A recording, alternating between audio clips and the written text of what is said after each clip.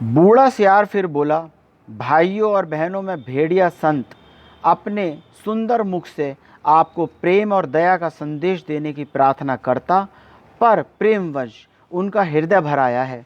वे गदगद हो गए हैं, बहुत खुश हो गए हैं और भावों की अधिकता से उनका कंठ अवरुद्ध हो गया है, वे बोल नहीं सकते। अब आप इन तीनों रंगे प्राणियों को देखिए, इन रंगीन प्राणियों को देखिए। आप इन्हें ना पहचान पाए होंगे, पहचानेंगे भी तो कैसे? ये इस लोक के जीव ही नहीं है, ये तो स्वर्ग के देवता हैं जो हमें सद उपदेश देने के लिए पृथ्वी पर उतरे हैं। ये पीले विचारक कवि हैं, लेखक हैं, नीले नेता हैं और स्वर्ग के पत्रकार हैं और हरे वाले धर्मगुरु हैं। अब कविराज आपको स्वर्ग संगीत सुनाएंगे। हाँ कवि जी, पीले सियार को हुआ हुआ के सिवा कुछ आता ही नहीं था, हुआ हुआ चिल्ला दिया। शेष सियार भी हुआ हुआ बोल पड़े। बूढ़े सियार ने आंख के इशारे से शेष सियारों को मना कर दिया और चतुराई से बात को कहकर संभाला कि भाई, कवि तो समूह गान गा रहे हैं, कोरस में गा रहे हैं, पर आप कुछ समझे? कैसे समझ सकते हैं? अरे, कवि की बात सबकी समझ में आ जाए तो वो कवि काहे का? कह रहे हैं जैसे स्वर्ग में परमात्मा, वैसे ही पृथ्वी पर भेड़िया है। हे भेड़िया जी, महान हैं आप, सब जगह व्याप्त हैं, सर्वशक्तिमान हैं, सभी शक्तियों से युक्त हैं। प्रातः आपके मस्तक पर तिलक करती है और सांझ की उषा आपका मुख चूमती है। पवन आप पर पंखा करती है और रात्रि आपकी ही ज्योति लाखों खंड होकर आकाश में तारे बनकर चमकती है। हे विराट, आपके आपके चरणों में शूद्र का प्रणाम है। नीले रंग के सियार ने कहा, निर्बलों की रक्षा बलवान ही कर सकते हैं। भेड़ कोमल हैं, निर्बल हैं, अपनी रक्षा नहीं कर सकती, और भेड़िए बलवान हैं, इसलिए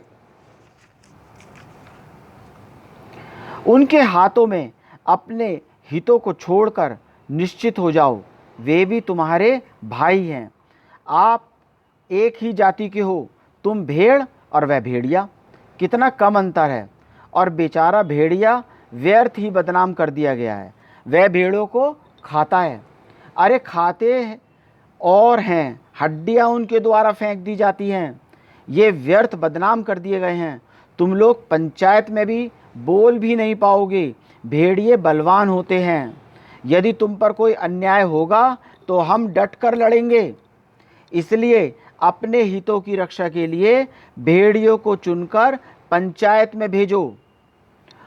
बोलो संत भेड़िया की जय।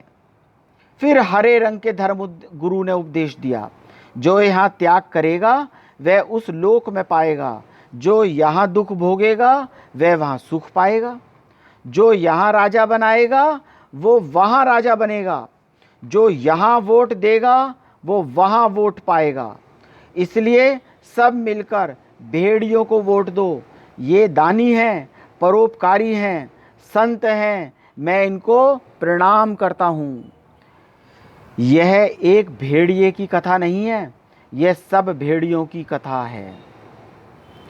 सब जगह इस प्रकार प्रचार हो गया और भेड़ों को विश्वास हो गया कि भेड़ियों से बड़ा उनका कोई हित चिंतक और हित रक्षक नहीं है।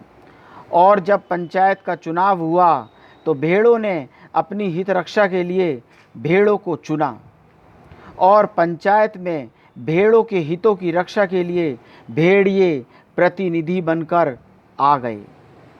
और पंचायत में भेड़ियों ने भेड़ों की भलाई के लिए पहला कानून यह बनाया, हर भेड़िए को सवेरे नाश्ते के लिए भेड़ का एक मुलायम बच्चा दिया जाएगा, दोपहर के भोजन में एक पूरी भेड़, और शाम को स्वास्थ्य के ख्याल से कम खाना चाहिए, इसलिए आधी भेड़ दी जाएगी।